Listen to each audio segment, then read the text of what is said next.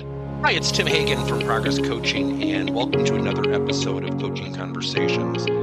And I wanted to make you aware of something very cool that we're doing on a subscription basis, and we'll put a link in each one of our episodes. But every Wednesday, we're going to be doing what we call an audio podcast workshop. That workshop will be roughly about 14 to maybe 20 minutes per episode, with each month having a theme from a coaching model, using feedback strategically, to coaching self-awareness, and so on.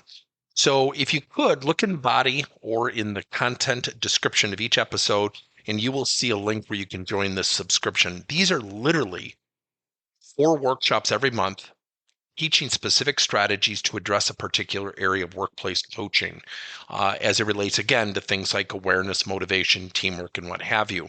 Here's the cool thing. It's only $10 per month, and each month you will get a handout that we will follow along with. So we also give you a tool for you to take notes as we go through each episode. We hope you'll check it out. When you think about self-awareness is a person's ability to truly look in the mirror and really, really be honest with themselves. As I'm doing this podcast, I'm preparing for a workshop today, actually teaching the merits of how to coach to self-awareness. By its true definition, self-awareness is the ability to recognize and understand your own moods, emotional reactions, and drives, as well as those attributes of other people. Now, think about that just for a second. When was the last time you had an employee come into your office and say, "You know what, Bob, last week, I was pretty moody. Sorry I was undermining and talking about your poor leadership." Now, I bet you're laughing as you hear that. It sounds crazy, right? I know I go back to this statistic a lot. And I go back to the work by Tasha Eurich. In her book, Insight, she talks about her study. In her study, she talks about a survey that she did where she asked people, were they highly self-aware? 95% said yes. When she tested them, she found out only 10% were. So think about that. Think about 85% of people, 8.5 out of 10 people, are absolutely fooling themselves. So think about training. And I love the training world. How often do trainers have people who sit there and say, "Oh, I had to attend this workshop. Well, this was dumb," or they're playing solitaire in the back of the room on a computer, and they're not paying attention. And I always go back to a fundamental statistic I've shared for now 30 years. Do you know every year the study remains pretty much the same, or the research, I should say, that roughly half of salespeople hit their numbers? But I guarantee you'll never hear a sales number go down and have a sales rep actually say, "You know what? My numbers went down due to my poor performance. I asked too many close-ended questions. I don't actively listen. I don't know how to negotiate, and I certainly cannot handle objections." What did they say? Well, the economy went south, or the marketing department didn't do its job. That's a demonstration of a lack of self-awareness. We all struggle with it. We all do. We have all demonstrated a lack of self-awareness at some point. Now, why do we lack self-awareness? Think about this for a second. Think about a person going home, talking to his or her spouse, and what do we typically do? We say, "Well, how was your day?" "Well, I had a tough day. My boss was just, he was all over me, and he was just, he called me into the office." And what do? We embellish. We emotionally interpret, and then we embellish. And when we embellish, what does our significant other, our spouse, our family member do? We don't challenge that person and say, "Hold on a second, he seems like a good guy, but you can kind of be a jerk." We don't do that. It's not a safe place, is it? So what happens is we embellish, we emotionally interpret, we give a narrative. And guess what happens with that narrative? It becomes other people's reality of that perspective. It becomes their perspective. And then what does the spouse say? "Well, honey, geez, maybe you shouldn't work there anymore." The spouse wasn't there. They have no clue. We are not accurate, especially when there's emotions involved, Very few of us, when we have an emotional interaction or emotional situation, an emotional circumstance, we're not accurate. We emotionally interpret and we embellish. I'll never forget the time I walked behind a woman that I was personally coaching, and she did not get a job. She went for an interview and literally said these words to 3 people in a cafeteria. I've cited this story before. And she said, yeah, this guy just attacked me. And 2 or 3 of the other ladies said, oh, what do you mean? Oh, he was just such a jerk. He was just such a jerk. He didn't give me a chance at the job. He attacked me. And I stood behind her. The 3 ladies saw that I was standing behind there and kind of quickly dissipated. She turned around. She goes, oh, I didn't know you were there. I said, he attacked you?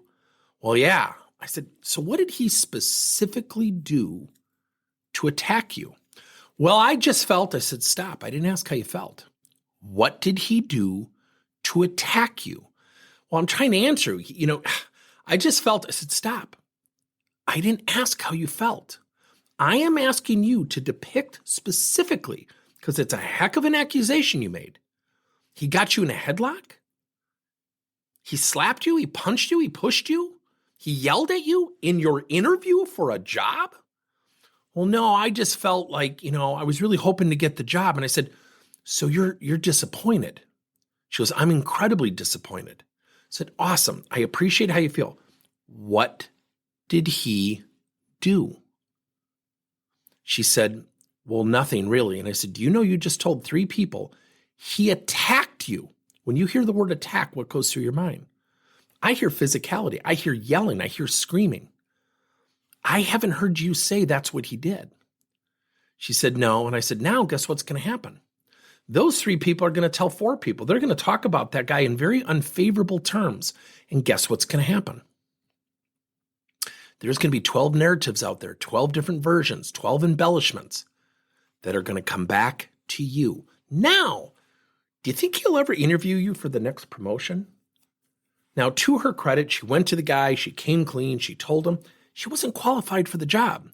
She was working on a shop floor at a manufacturing plant. She went for an office job. She had no office skills. She was lucky to get an interview. That's her reality. So the toughest thing that we all go through is self-honesty. By the way, you didn't get the job because someone was more qualified. You didn't hit your numbers because you didn't perform. Your customer service metrics weren't as high as they could be because you know what?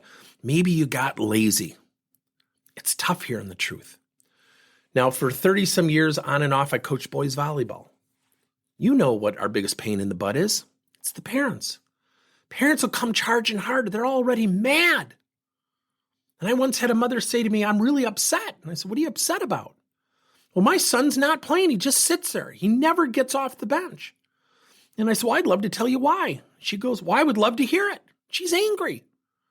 And I said, well, do you mind if I ask you a question first? She said, sure. I said, what's your understanding of why he's not playing? Well, I don't know. That's why I'm here. I said, do you mind if I share something else with you? She said, what's that? I said, he knows why he's not playing. And let me quote your son. Coach, I get it. I'm fine not playing. Now, what I would ask you to do is take a deep breath. And I want you to hear something. Your son knows. So I'm going to ask you a question. I think I know the answer, and I think you know the answer. And I calmed my voice down. I slowed down. I said, is this about you or your son?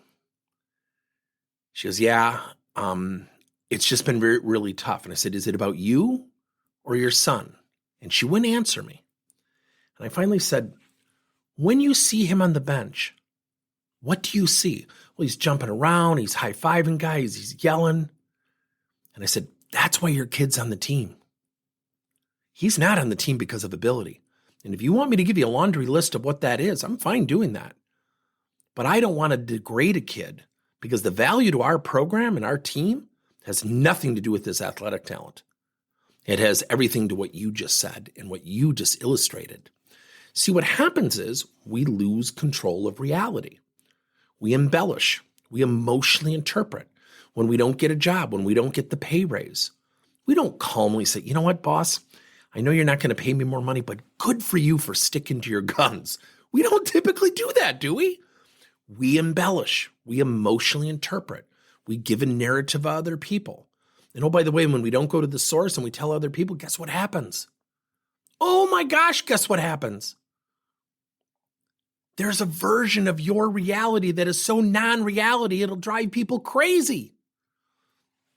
Self-awareness has to be practiced. The way you drive someone's self-awareness is to ask them questions. When that mom came charging hard about her kids' lack of playing time, I asked her, what's your understanding of why your son's not playing? She couldn't answer it. That diffused her argument. The second thing I said was, do you know that he knows why he's not playing? And in his words, I'm fine with it, coach. And her facial expression went from anger to bewilderment. What did she illustrate? She had never talked to her son. This was about her. And it is tough to watch your kids sit there. So we have to ask questions. We have to practice self-awareness. Insert the word honestly. John, honestly, your numbers are at 92%. What can you do to improve, and what could I do to assist you? Now, a different approach would be with anger. John, why are your numbers so low? See, the way we approach, the way we coach, the language we use matters. Ask questions, practice self-awareness, and you will see a dramatic difference in your people and yourself.